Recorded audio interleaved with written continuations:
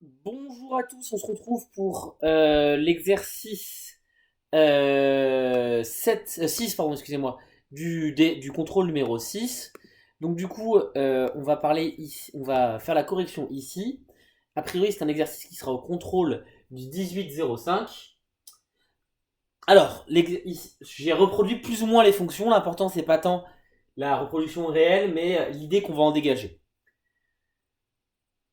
Au début, pour pouvoir s'interroger, on va s'interroger sur lesquelles de ces fonctions décrites de manière algébrique correspondent ici à quelle représentation graphique. Pour ce faire, on va commencer par s'intéresser à leur image en zéro. L'image en zéro, on rappelle, c'est l'image de zéro. Donc ici, pour D1, l'image de zéro, elle est là, et pour D3, elle est là.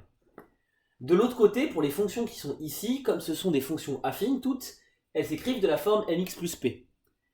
Et l'image de 0, c'est-à-dire que x prend la valeur 0, eh bien on voit bien que ça va annuler cette colonne-là. Donc l'image de 0, ça va être les nombres qui sont ici. On voit bien ici qu'il y a des nombres dont l'image à 0 va être 1, et à d'autres moments, ça va être 2. Donc, les fonctions qui ont comme image 1 sont a priori plus basses ici que les fonctions avec l'image 2. Donc a priori, c'est D1 et D2 seront H et Y. Alors on ne sait pas encore lequel va être H et lequel va être Y, mais comme on voit bien qu'ici, il y en a 3 qui ont la même image à 0, et ici, il y en a 3 qui sont supérieurs à deux autres fonctions en 0, les D1 et D2 vont donc correspondre à H et G. C'est un G, excusez-moi. Hop. Donc, une fois qu'on a fait ce qu'on a fait ici, on se pose la question, tiens, parmi ces deux-là, laquelle est D1 et laquelle est D2? Alors, assez simplement, on va pouvoir justifier, et sur vos feuilles, je vous demanderai de justifier, d'accord? Par exemple, avec la phrase que j'ai dit avant, l'image de H et de G est 1, alors que l'image des autres est 2 par 0. Donc, on voit bien que H et G seront en dessous de la courbe représentative de F, J et J. F, J et J. Donc, hop, c'est bien ici. Maintenant qu'on a ça, on a la question parmi ces deux droites, laquelle est laquelle? Alors on va s'intéresser au coefficient qui est ici, qui correspond à la pente. On voit bien que 2,5 a priori, ici c'est la pente de G, et 2 c'est la pente de H. 2,5 est a priori plus grand, donc si la pente est plus grande, ça veut dire que on va avoir quelque chose de plus pentu. Et donc on voit bien que D2 est plus pentu que D1, donc G sera D2 et H sera D1.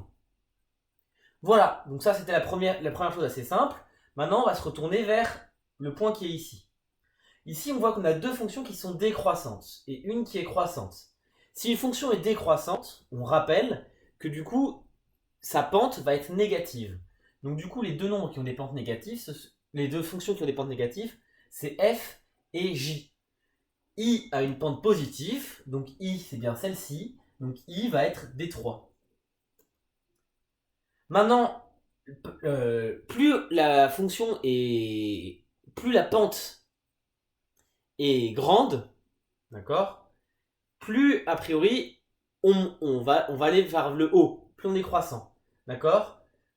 Donc ici, moins 7 sur 2, on sait que ça va être plus petit que moins 3.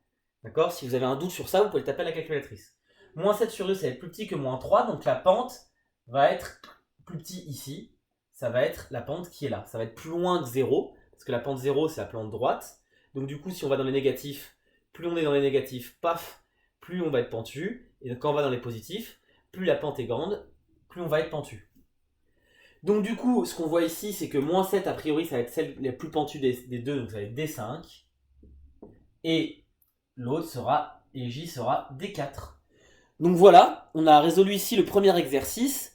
En contrôle, vous aurez évidemment un peu plus à écrire, parce qu'il faudra me justifier tout ça. Sinon, on n'aurait pas de points. Donc il faudra faire des phrases et prendre le temps de faire des phrases correctes. Donc voilà, on se retrouve pour l'exercice suivant.